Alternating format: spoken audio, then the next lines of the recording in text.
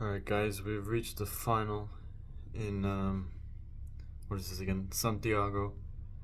And I predicted it completely incorrectly.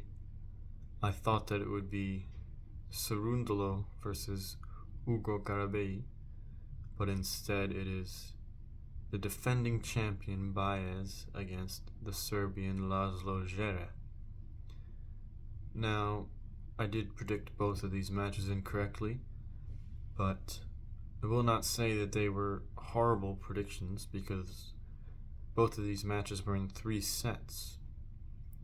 Now, as for Cerundolo, he lost 6-3 in the third against Djere.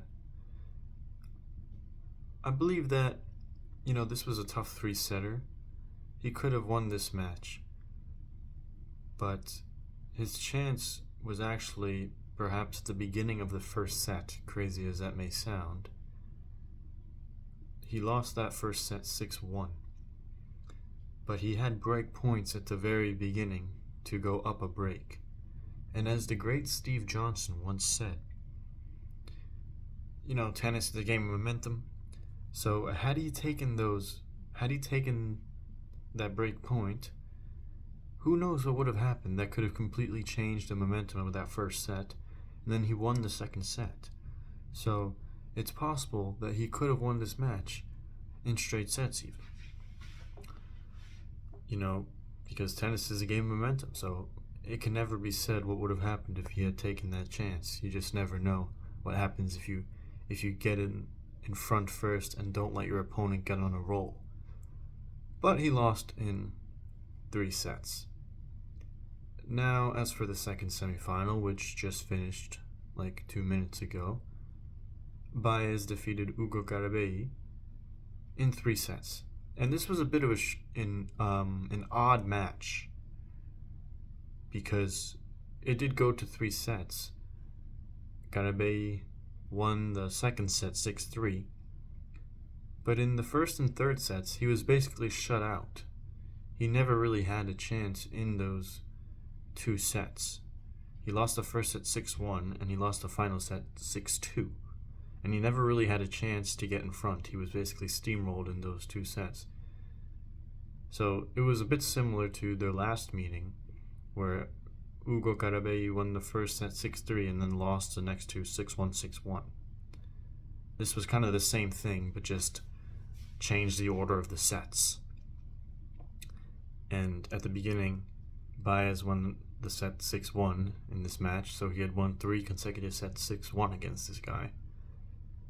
But then Ugo Carabelli fought back and took the second before losing the third quite easily again, 6-2. So it appears that Báez owns this guy. He has just won 2 matches against him this year already, and his head-to-head is 3-0, 3-love. And the wins have both been 3 sets this year, but like I just said, in the sets that Báez has won, he has basically demolished Ugo Carabelli. Ugo Carabelli has just been able to get a set, but then get steamrolled in the other 2. And if you look at the overall head-to-head, meaning the head-to-head including futures and challenger matches, Báez has actually now won 6 matches in a row against Ugo Carabelli. So it looks like he really has this guy's number. The first and only time that Ugo Carabelli won was at some futures event in 2016 when these guys were probably like 16 or 17 years old. And since then he has lost 6 straight matches if you count the futures and challenger matches. So it seems that Báez owns him, and it's going to be tough for him to get the win against Báez. Oh, and also another note about the Cerundolo match. Cerundolo, despite taking this to 3 sets, he was absolutely horrendous. And I'm not just saying that because my prediction was wrong. I'm not really that upset about this because my prediction was not like it was completely off. I was saying that this was sort of a 50-50 match. but he was just absolutely horrendous according to the numbers. I have statistical data to back up my statement.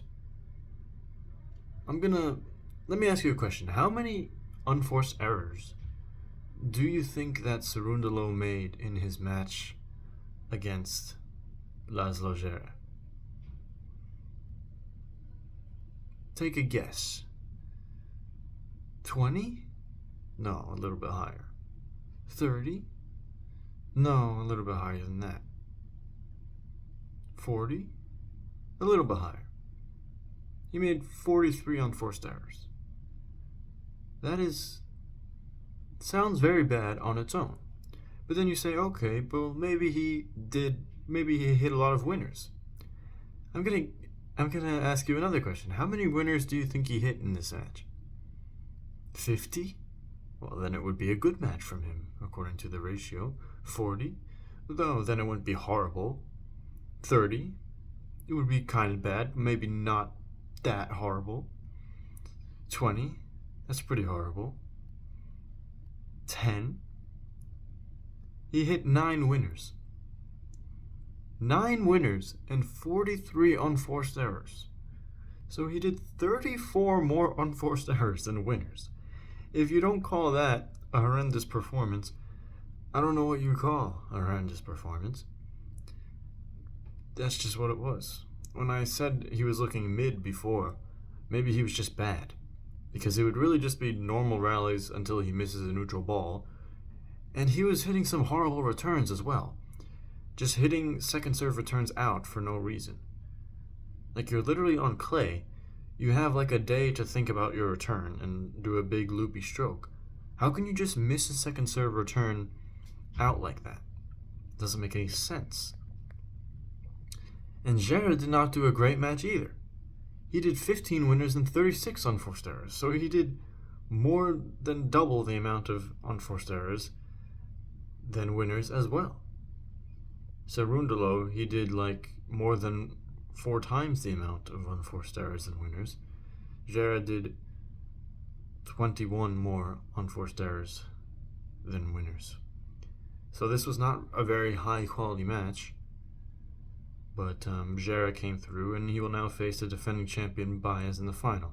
And Báez now has a chance, amazingly, to defend his title in Santiago right after he defended his title in Rio last week. So he has a chance to defend both of these titles that he won back-to-back last year. So that's a very good effort from him. And he's the favorite in tomorrow's final. The head-to-head is 2-love to Báez. 1-love on clay. They actually faced in Santiago 2 years ago, and that was a close 2-setter. And their last match was in Winston-Salem 2 years ago, where Báez absolutely demolished Djere 6-3, 6-love. I think that was probably the hardcore tournament that Báez won. That was in the quarterfinals. I believe that Báez will win this match. He's just a superior clay court player.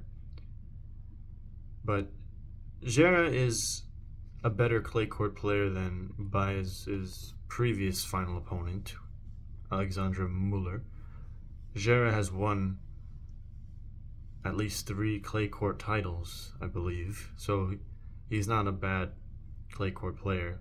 He's not an inexperienced clay court player. He has achieved clay court titles, multiple of them.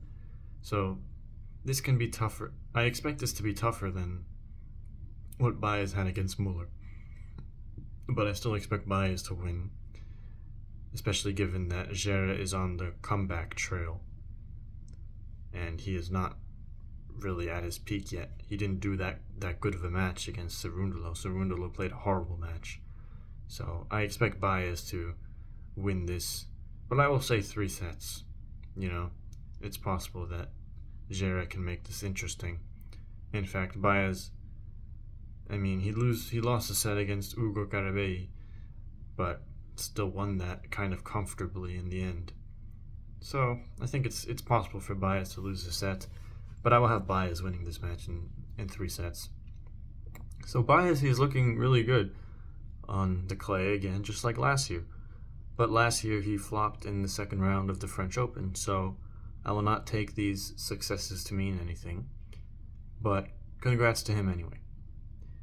And I should also probably talk about the Dubai final, which I also predicted completely incorrectly. I said that Djere ATP would win in 3 sets, but Tsitsipas won in 3 sets, 6-3, 6-3. So, judging from that score, it may look like he steamrolled him, but I don't think that was actually the case, because Djere ATP had chances in both of those sets to go up a break. So, had he taken those chances, you never know how things could have gone. Had those crucial points gone his way, he really could have won this match, because tennis is a game of momentum, so you never know. So even though it was 6-3, 6-3, he did not get demolished. I don't think he got demolished. Tsitsipas, he was the better player, though, and he has been playing really well, basically only in this tournament. And of course now, just like they did with Shapovalov, people are hyping him, saying that he can now win a Grand Slam because he won an ATP 500 level tournament. Tsitsipas will never win a Grand Slam. Man, the recency bias is absolutely crazy. And I was talking to some YouTube commenters, these tennis experts who say that Tsitsipas can win a Grand Slam just because he won an ATP 500 title. People just hype everybody, man. The recency bias is absolutely insane. And I responded to this guy because he's like, "Oh, Tsitsipas is now ready to win a Grand Slam." I'm like, "No, he is not." The recency bias is insane. People said the same thing about Shapovalov. How can you conclude that because he won one small tournament, he is now ready to win a Grand Slam? And then people reply to me and they're like, "Ha! An ATP 500 is a small tournament? Ha ha ha ha! Dubai is a small tournament? Ha! You don't know anything about tennis." Excuse me, since when is Dubai considered a big tournament? Since when is an ATP 500 level tournament considered a big tournament? Guys, we have different classes of tournaments on the ATP Tour. The lowest level is an ATP 250. The second lowest level is an ATP 500 tournament. Then we have Masters tournaments, then we have the ATP year-end finals, and then we have the 4 Grand Slams. So, let me ask you a question. Are ATP 250 tournaments big tournaments? If you say yes, then that means that every tournament on the ATP main tour is a big tournament simply by virtue of it being on the main tour. And clearly that is not the case, because not every tournament is a big tournament just because it's on the main tour. If you say no, ATP 250s are not big tournaments, but you're saying that ATP 500s are, then by that logic, every tournament on the ATP Tour that's not an ATP 250 is a big tournament. No, I don't think so. I think that the second lowest tier of tournaments on the ATP Tour, 500s, are small tournaments because they are the second lowest. How can they be big tournaments? That means that literally every tournament on the ATP Tour that's not a 250 is big. No, that's not the case. At most, it's a moderate sized tournament, a mid-level tournament. It's not a big tournament. It would be better described as a small tournament because it is the second lowest class of tournaments on the ATP Tour. So don't come here telling me Dubai is a big tournament. No, it is not. Rublev just won Doha, which was a 500. Will Rublev now go and win Grand Slams? No. Báez just won Rio, a 500 level tournament. Will Báez now go and win the French Open? No. So please stop with this recency bias and overhyping players. Okay? These are not big tournaments. We literally have a classification system from the ATP Tour that calls certain titles big titles.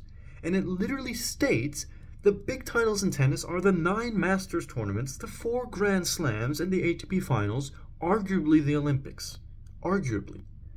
So we literally have a class of tournaments that are known by the ATP Tour itself as big tournaments. And ATP 500s are not included in that list. So no, these are not big tournaments. And no, Tsitsipas will not win a Grand Slam. Shapovalov will not win a Grand Slam. Rublev will not win a Grand Slam. Baez will not win a Grand Slam. I'm not hating on these players. I'm not. They are great players. They are fantastic players. But they will not win Grand Slams. You cannot conclude that a player will win a Grand Slam simply because he wins an ATP 500 level tournament.